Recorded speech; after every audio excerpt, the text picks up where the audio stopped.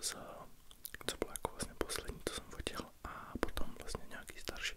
A tak to budeme jakoby kombinovat. No a začneme teda s tím posledním albem, co jsem vlastně fotil, což je, co se jmenuje Eliška, nebo Eliška, protože Elišku už tam jednou mám. Ono to bylo právě docela nedávno, jsem tohle fotil, asi zhruba nějakých 2 týdny, tuším, že to bylo, a fotili jsme to v Brně.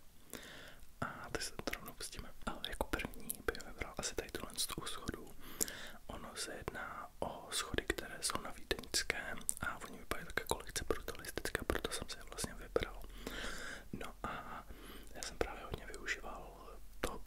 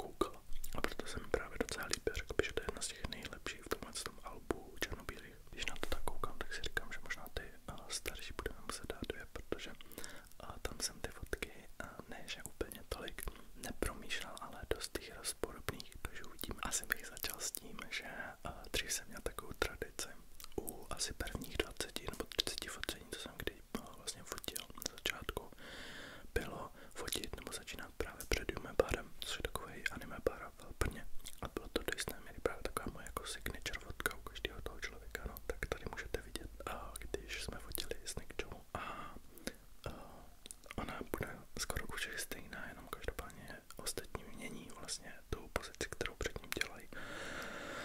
A proč jsem si vlastně vybral, je kvůli tomu, že ten pár vlastně mám rád a hlavně jsou to růžové dveře, které vlastně nikde v Brně nejsou, takže to se mi na nich právě líbilo a zrovna Nikča s nima funguje úplně asi nejlíp z těch všech ostatních lidí, kteří jsou před nima jakoby focený. Já se docela pamatuju ten den, ne úplně jako den, ale do značné míry a vybral jsem pro ten den focení v lese a na Kraví hoře. Zpětně, když nad tím přemýšlím, tak ten les vůči těm barvám úplně není perfektní, ale vzhledem k tomu, že jsem docela capable, bych řekl, tak se mi podařilo to využít docela dobře a vybral jsem právě Golden Hour, což pokud nevíte, je vlastně jakoby období, kdy sluníčko vlastně zapadá, je to začíná to zhruba 2 hodiny předtím, než zapadne. To, co vlastně vás tam zajímá, je vlastně ta zlatost toho sluníčka a respektive oranžovost a je to docela právě hezký fotit v tom a využívat to právě buď jako backlight nebo jako stíny a tak dále. No a právě na tenhle fotce jsem využíval dost tu Golden Hour, kde vlastně osvětluju tu její levou část. Ono si můžete říct, že to je docela jakoby špatně, ale když se na tu fotku podíváme, tak bylo tam dostatečné informace vytáhnout tu naši pravou stranu a je natolik jakoby osvícená, že to není podle mě problém. No a můžete si všimnout, že hrozně moc právě odstraňuju to pozadí vlastně, kde jsou ty stromy.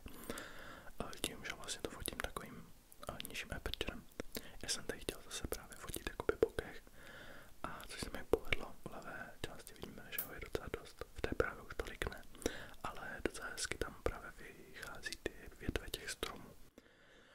Ono já jsem právě vybral schválně část, která byla zrovna taky osvětlená, protože ne celý ten les, to si pamatuju, byl osvětlený a byla tam jenom určitá část a právě tu část jsem právě vybral a dal za ní a podle mě to docela dobře funguje. Mám actually jednu výtku k tady z té fotce a to je to, že když se podíváte na tu korunku a na ten její chain, co má dole, tak je takový namodralej a ono normálně většina lidí a docela je zranudí, že i profesionální fotografové, který mají, nebo čeští profesionální fotografové, tak se o to vlastně nezajímají a to je, že mají vlastně na fotce white balance různý, že není všechna bílá.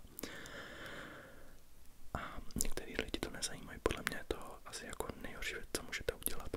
I když nejsem úplně právě na ty pravidla, tak tohle je jako docela obvious, že bílá by měla být asi bílá a nemodrá. Tak proto mi to přijde úplně hrozný. Ono to lehce zasahuje i do toho jejího oka, ale tam už to není tak strašný, protože já jsem na to většinou dávám právě pozor.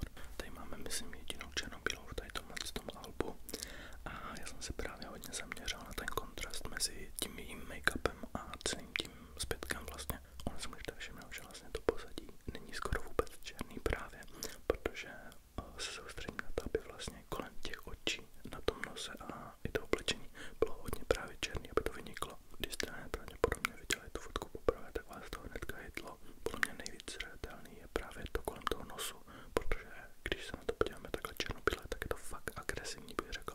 Když ten stejný make-up vlastně viděli jsme v té barvě, tak vypadal docela jako krásně, jak byl barevný a tak, ale tady vypadá docela jako creepy, bych řekl, a úplně to vychází jinak, ale dělá to ta černobílá, no.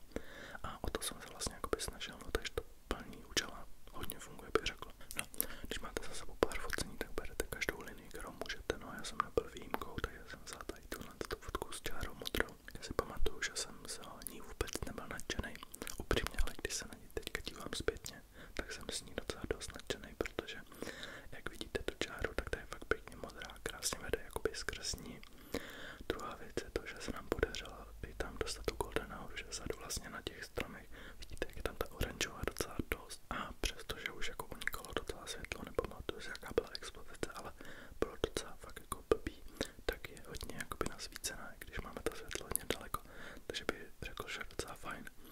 Jedinou výtku, kterou bych si zase řekl na tato fotce, je, že ta bílá Škodovka je lehce modrá, což beru teda jako tu chybu a tady jsem se sám sebe zklamal, no, hruzaděs, ale jinak docela pěkná fotka. Ještě když si všimám, tak jsem nevyretušoval štítek u jejího oblečení, takže je tam jde vidět, což někdo může považovat za chybu, já to teďka považuji za chybu, ale předtím mě to asi tolik nezajímalo. No a docela obyčejný portrét je tady tenhle a já jsem přidal vlastně kvůli